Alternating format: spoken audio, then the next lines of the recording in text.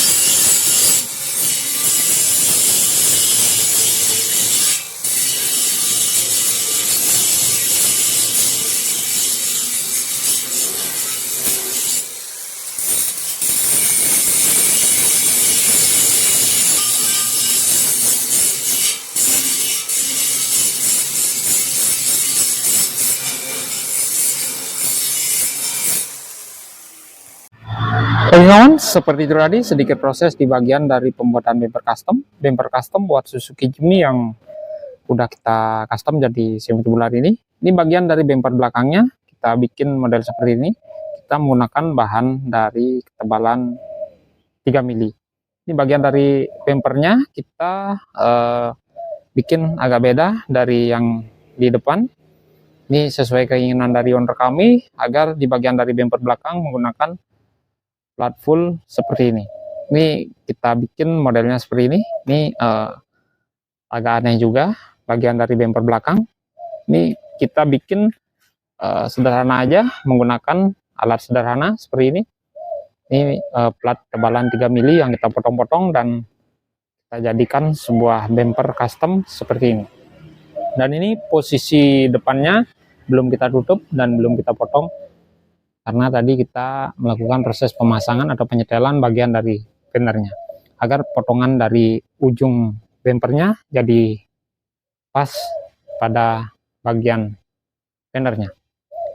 Oh ya, untuk bagian dari bumper ini tinggal melakukan proses pembuatan dari hanger ban serepnya, karena untuk unit ini harus dilengkapi bagian dari ban serep. Maka dari itu kita bikinin hanger ban serep di bagian dari bumper ini. Nanti untuk proses pembuatan hanger ban serepnya kita akan perlihatkan kembali di lain kesempatan. Oke, semoga videonya bermanfaat, semoga sehat selalu, dan nantikan untuk kelanjutan dari Suzuki Jimny yang sudah kita custom ini. Oke, salam modifikasi.